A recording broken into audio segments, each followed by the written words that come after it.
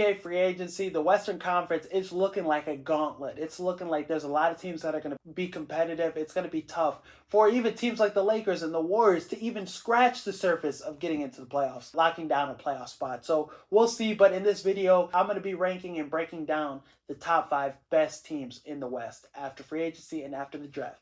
Obviously, number 1 is the OKC Thunder. They locked down Chet. They locked down Jalen Williams. They locked down SGA. This is a team that's, constructed for the future. This is a team that's constructed to be a dynasty. Sam Presti is cooking. Really like what he's done. Locking down his best players, his core big 3, because you already won a championship with them. Makes sense. And he has draft picks, draft capital to continue adding top players, to continue adding and developing great young players on this roster, great rotational players. I mean, you watch the Summer League, this Thunder team is deep as fuck. Nikola Topic, he's having a pretty good Summer League. I like what he's done. He's made a huge impact on the court. Great passer. Really like what he's doing with that offense for the Thunder in the Summer League.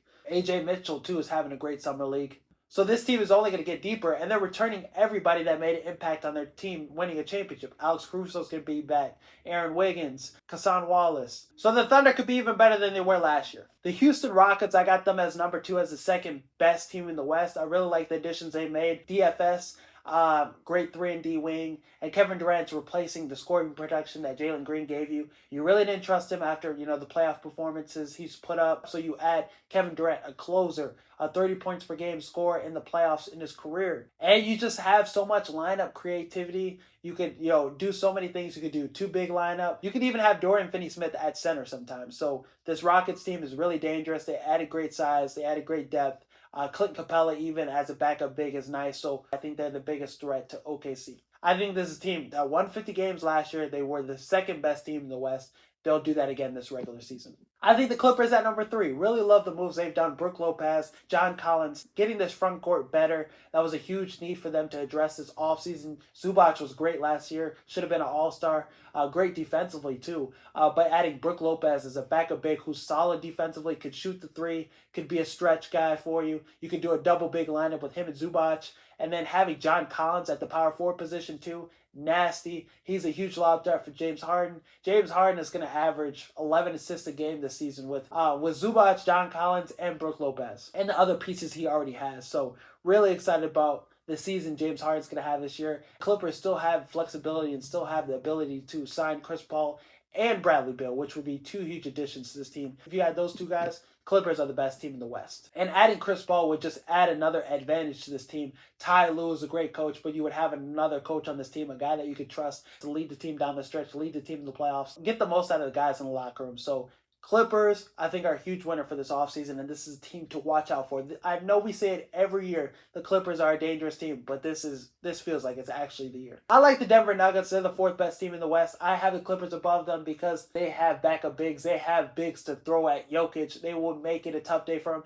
Jonas Valanciunas is a nice addition, but something about that matchup, if the Clippers see the Nuggets, I like the Clippers winning that. But Cam Johnson is going to be a huge improvement over MPJ. If the Nuggets don't have to see the Clippers, they can make it to the Western Conference Finals. They took OKC to 7 games without a bench, but now they have Tim Hardaway, Bruce Brown, Cam Johnson. This bench is a little deeper. They have more playable guys. Bruce Brown's going to make a huge impact again, playing with this guy, Nikola Jokic.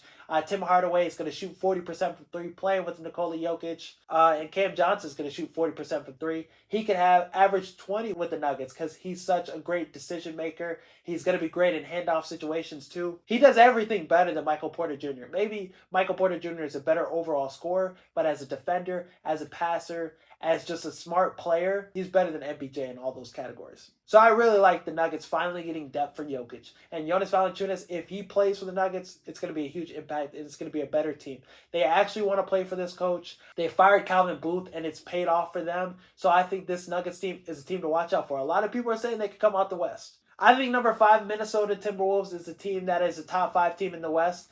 Anthony Edwards is going to take another step. He's going to get that jump shot. He's going to be even better. I think he's going to be an MVP candidate for this season. Terrence Shannon Jr., Rob Dillingham, those are 2 guys you need to develop. I really like the center that they drafted in this draft. This is a Rudy Gobert replacement. He had 7 blocks in the Summer League game, only 2 fouls, so 7'4" wingspan too. He's going to be a problem and a nice nice guy in the rotation. So just develop these young guys. Julius Randle's back. Naz Reid got paid. So I really like what the Timberwolves did this offseason. It's just going to come down to them developing their young guys and Anthony Edwards taking that next step. Some people thought the NFC North was going to be the worst division in football this season. They thought it was going to be as bad as the NFC South.